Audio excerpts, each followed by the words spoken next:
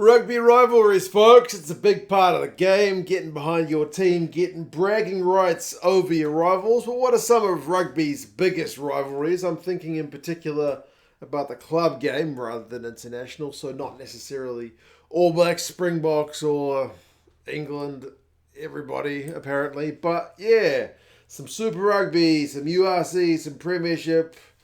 What are some of the kind of key rivalries? Mainly the ones that I personally have kind of cottoned onto, because you don't always know when you're watching a league halfway around the world, like which teams don't like each other. But here's five that I think are pretty decent rivalries, and you guys can certainly let me know on the other teams that you guys just love to beat or hate to lose to. And for this one I've written up a piece for Planet Rugby, so check that out down in the description. It is a good hub for all things rugby. The one that kind of brought about this train of thought for the club sides is these two teams at the weekend. Leinster against Munster in the URC had, I think, close to 50,000 people in attendance, which for a non-international is a pretty bloody good number. I don't know if you guys have noticed, but there's a pretty substantial drop-off between international interest and club rugby. But Leinster-Munster is still a big draw. Now, I've only been following kind of, URC, the old Pro 14 Champions Cup, for a handful of years compared to how many years I've been following Southern Hemisphere rugby. And to be honest, when I first started watching Leinster and Munster, it was all Leinster because they were kind of at the peak of their powers. But Munster's had a bit of a resurgence in the last, 12, 18 months, at least since Graham Roundtree's taken over. And it feels like a proper ding-dong battle. I mean, you look back at the history of the clubs, they've both won Champions Cups. They've both won kind of domestic titles, sometimes over each other. They've knocked each other out of competitions and whatnot. And yeah, man, they seem to travel really well, especially Munster fans. They seem to bloody go everywhere. But, I mean, great turnout in Dublin at the weekend. As I said, almost 50,000 fans.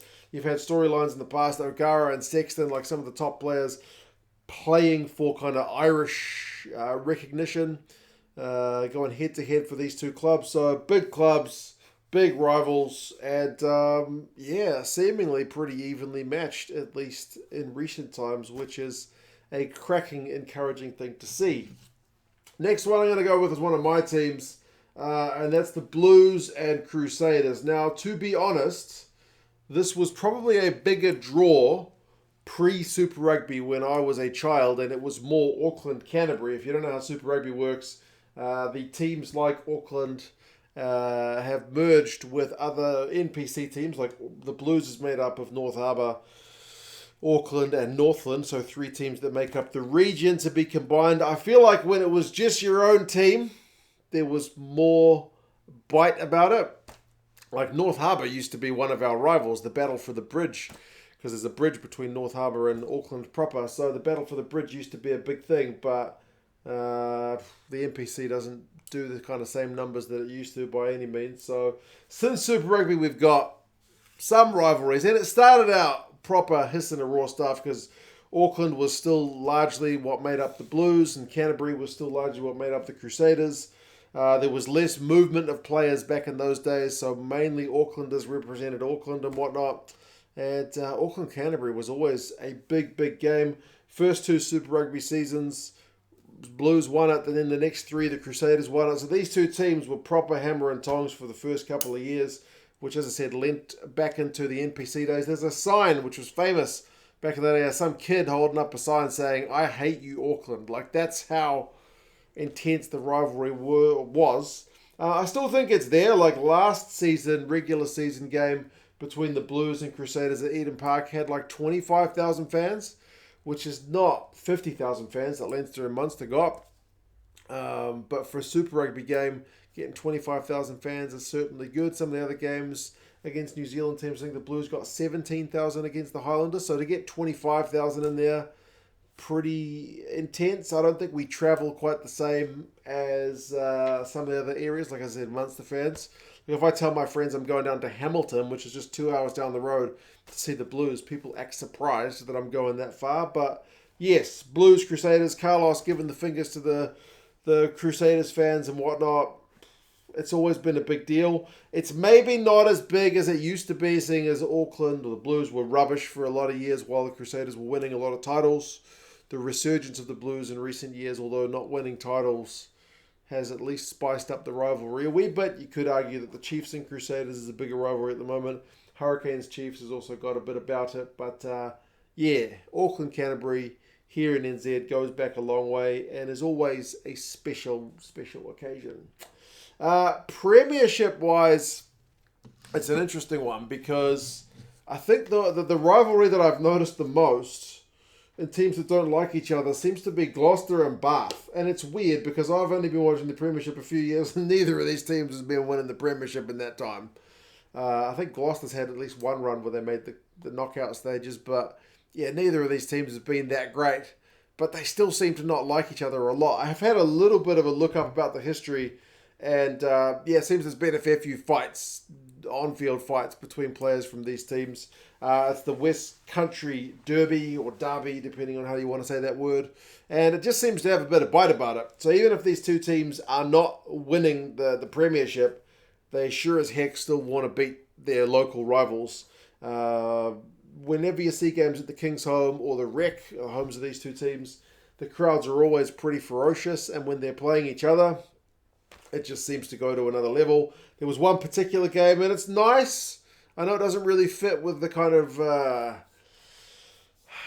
what do we call it, the shake your hands and be all respectful, gentlemanly aspect of the game. But like the 2014 game, which had a fight and had yellow cards and red cards, I've seen that getting promoted a little bit, and I think that speaks to the primal urges of some fans. So I don't think rugby necessarily needs to shy away from that marketing of these games. These two teams don't like each other. The players shouldn't like each other while they're on the field, while they're wearing those colours. They should really want to knock each other's blocks off. So obviously we don't encourage that kind of thing. But yeah, I think for marketing purposes, showing a bit of the bad blood can also be a thing. It also seems like Northampton and Leicester don't like each other a lot too. But yeah, there's certainly no love lost between Gloucester and Bath from what I can see. In South Africa, the two teams that I've noticed that don't seem to like each other that much, and I'm not sure if it's just because they've got the two biggest fan bases in South African rugby, but probably the Bulls and the Stormers. I've heard it called like the North-South rivalry. When I look at a map, I would have thought like it's more coastal inland, but if you guys want to say North-South, I'll go with that. The North-South rivalry between the Stormers and the Bulls.